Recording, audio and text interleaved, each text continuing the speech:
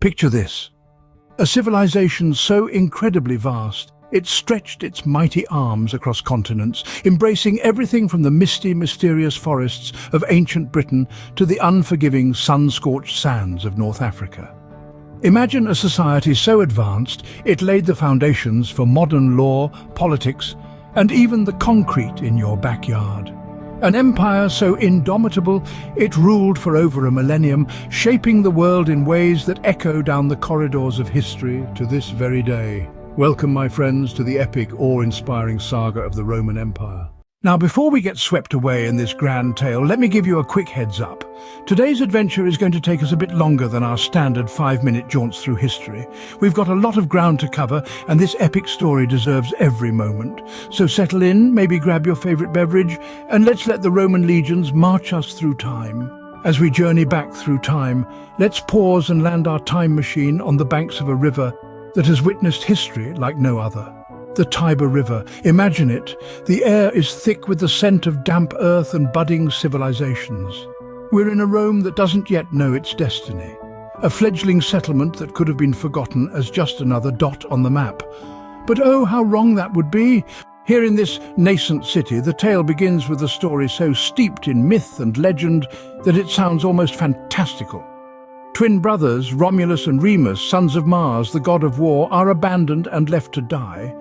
But destiny had other plans. A she-wolf, yes, you heard that right, a she-wolf, finds and nurtures them.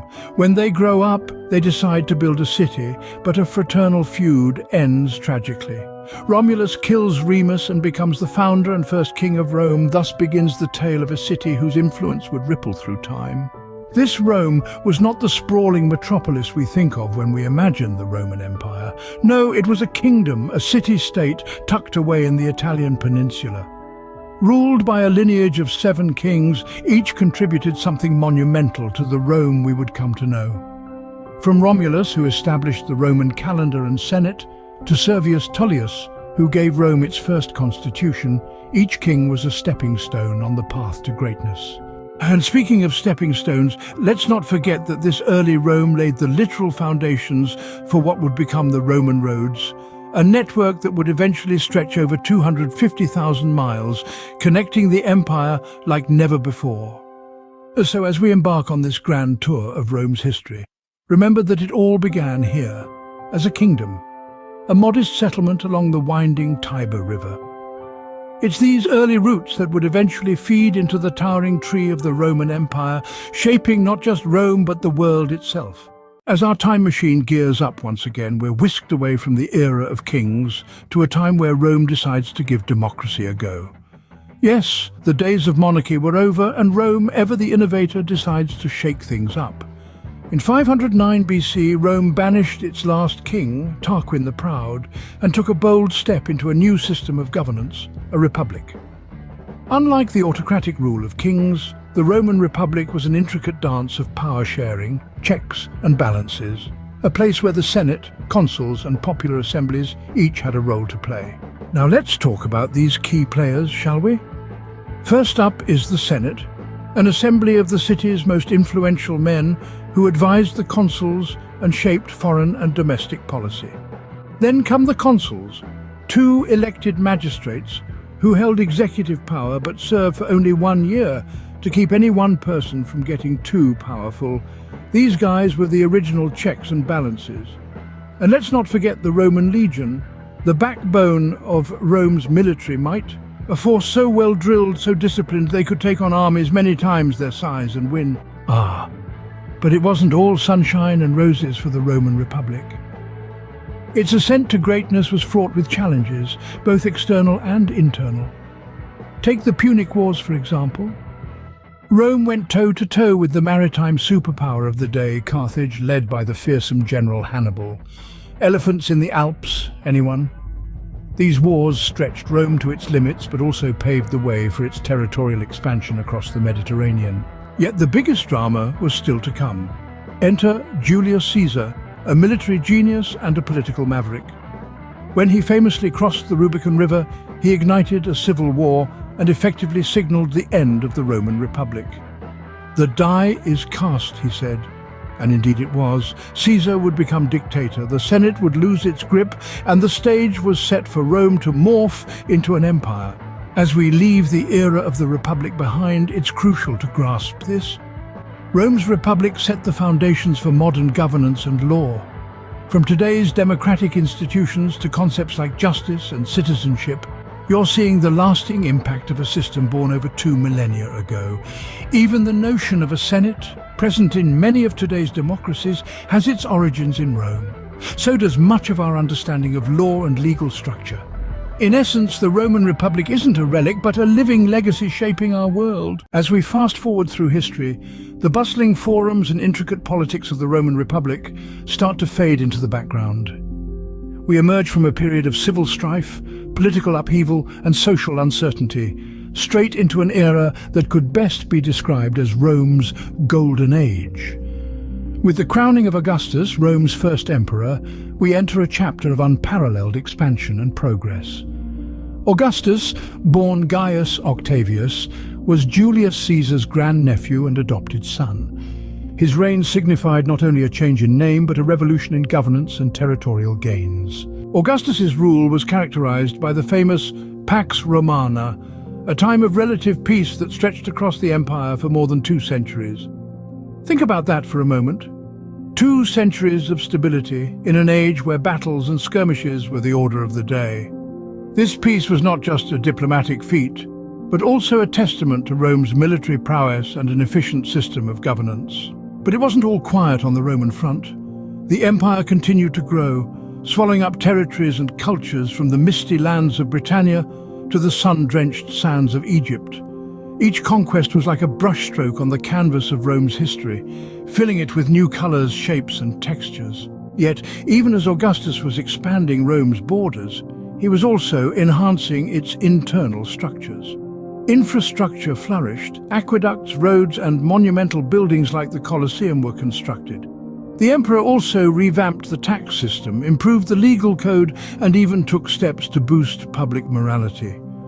One could say that Augustus wasn't just building an empire, he was constructing a legacy that would stand the test of time. As we continue to journey through the Roman Empire, keep this in mind. What Augustus set in motion wasn't just an empire, but a complex, multifaceted civilization. It was a behemoth that would change the course of history, laying down roots and leaving imprints that we still find scattered throughout our world today. As we settle into the Roman Empire's golden era, it's astonishing to see the peaks it reached. To begin with, the Pax Romana wasn't just a period of peace, it was a time of enormous prosperity and cultural advancements. As we said, Rome was a giant that never slept, continuously adding strokes of genius to its ever-expanding canvas. Let's start with architecture. Monuments like the Colosseum weren't just symbols of imperial power, they were engineering marvels. The Colosseum could seat up to 80,000 spectators and was used for a myriad of public spectacles, including gladiator contests, battle reenactments, and dramas. It was a testament to Roman ingenuity, a grand stage where the empire showcased its might and cultural achievements. And then there were the roads, the Roman roads. These were not mere pathways, but lifelines that connected the empire, facilitating the swift movement of troops, merchants, and ideas. Over 250,000 miles of roads were constructed, much of which has survived to this day. Latin, the language of Rome, became the lingua franca of the empire. It was the thread that wove together an incredibly diverse tapestry of cultures, religions, and traditions. It's worth noting that Latin deeply influenced many modern languages and remains essential in legal, medical, and religious texts. And we can't overlook Roman law, which evolved to become one of the most sophisticated legal systems the world has ever known. The Roman principle of justice was so advanced that it's still the cornerstone of many modern legal systems. But every rose has its thorns. The empire was rife with issues that gnawed at its foundations. As it expanded, so did corruption among public officials and the elite. The gap between the wealthy and the poor grew wider, and the spirit of civic duty that once flourished began to wane. Then there was slavery, an institution so deeply ingrained in Roman society that it was considered normal. Slaves labored everywhere, from farms to wealthy households, and their mistreatment was commonplace. And let's not forget the decline in traditional Roman values. As the empire grew richer and more decadent, the old virtues of frugality, discipline, and devotion to the Republic were replaced by a culture of extravagance and moral laxity. So, as we stand at the crossroads, gazing at the monumental highs and soul-searching lows of the Roman Empire, we begin to see an intricate tapestry woven with threads of genius and flaws. The Roman Empire was an entity as complex as it was powerful, filled with light and shadow. In the next segment, we will delve even deeper into the heart of this enigmatic empire as we look at its most pivotal moments, including the role of Christianity and the factors that led to its eventual downfall. If you have liked this video so far, consider subscribing to our channel so you won't miss out on other historical videos. As we dive deeper into the Roman Empire, we find ourselves at the crossroads of another monumental shift, a transformation that starts not in the grand halls of the Senate or the battlefields of far-off lands, but in the small, unassuming province of Judea. Here, in a place often considered insignificant by the imperial authorities, a new faith emerged: Christianity. This was no ordinary faith. In its infancy, Christianity was but a splinter group of Judaism, its adherents seen as rebels against traditional religious practices. For Romans, religion was a communal affair, intimately tied to the state and its traditions. In contrast, Christianity offered a deeply personal religious experience, one that often put its followers at odds with Roman authorities. Early Christians were marginalized, often severely persecuted.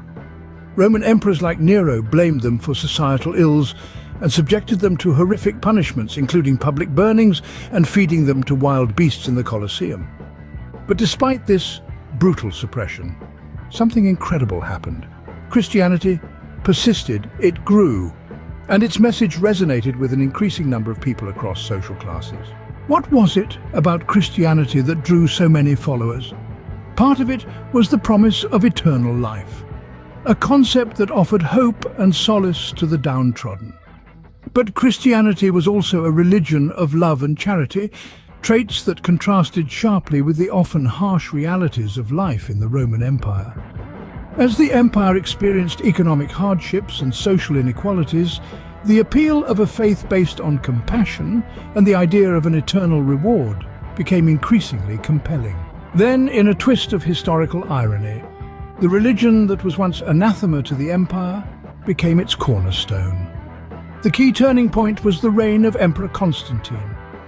In the year 313 AD, Constantine issued the Edict of Milan, which granted religious tolerance to all religions and effectively legalized Christianity. Legend has it that Constantine converted after seeing a vision of a cross in the sky, accompanied by the words, "In this sign you will conquer." Whether it was divine inspiration or political acumen, Constantine's decision to adopt Christianity had a seismic impact. By the end of the 4th century, under Emperor Theodosius, Christianity was declared the state religion, completing its meteoric rise from a persecuted faith to the spiritual bedrock of Roman society. It's worth noting that this transformation wasn't just religious, but also cultural and political. Churches replaced temples, bishops gained political power, and Christian morals influenced laws. As we leave this chapter of Rome's history, consider this. The Roman Empire, a civilization rooted in militaristic and traditional pagan values, became the incubator for a religion that preached love, compassion, and the promise of eternal life. This transformation didn't just change Rome, it changed the world. As we venture further into the intricate maze of Roman history, we find ourselves at a cataclysmic juncture. If the rise of the Roman Empire was a crescendo of unparalleled ingenuity and power, then its fall was a heartbreaking requiem for a civilization that once seemed invincible. Rome wasn't built in a day, but its decline and eventual collapse felt almost that sudden. The factors contributing to Rome's demise were multifold, and they didn't happen overnight. Economic decline was a key factor. Once overflowing with wealth from conquered territories, the Roman treasury was now bleeding. War, extravagance, and a devalued currency led to rampant inflation. Meanwhile, trade routes became insecure, leading to scarcity of goods and driving prices even higher. Corruption was no longer just a thorn in Rome's side. It was a full-blown cancer. Senators, administrators, even military generals were motivated more by personal gain than by the well-being of the empire. This erosion of civic duty was a symptom of a much deeper malaise. Rome had lost its moral compass. The empire itself was no longer a singular, unified entity. Political and administrative divisions weakened Rome's ability to deal with crises effectively. The Eastern Roman Empire, which would later evolve into the Byzantine Empire, distanced itself from the woes afflicting its Western counterpart. This division diluted Rome's military strength and further complicated governance. And let's not forget the external threats, the barbarian invasions, Goths, Vandals, Huns. These were not disjointed tribes, but organized societies that sensed Rome's vulnerability and struck hard. Whether it was the sack of Rome by the Visigoths in 410 AD or the Vandal capture of Carthage, these invasions sent shockwaves through the empire. In 476 AD, a barbarian general named Odoacer deposed Romulus Augustulus, the last Roman emperor in the West, marking the official end of the Western Roman Empire. Odoacer didn't see himself as a destroyer, but as someone stepping into a void. In a way, he was right. Rome had been hollowing out from the inside for years. As we reflect on Rome's meteoric rise and tragic fall, we're reminded of the fragility of even the mightiest empires. The Roman Empire was a dazzling civilization, a juggernaut that seemed destined for eternity, yet it was brought to its knees not just by external forces, but by its own internal decay. In our next and final segment, we'll explore the legacy of Rome and how its echoes can still be heard in our modern world. As we discussed the fall of the Western Roman Empire, you might have wondered, was that really the end of Rome? Well, not quite. Here's something we haven't touched upon yet. The Roman Empire actually split into two distinct entities: the Western Roman Empire, headquartered in Rome, and the Eastern Roman Empire, with its capital in Byzantium, later renamed Constantinople.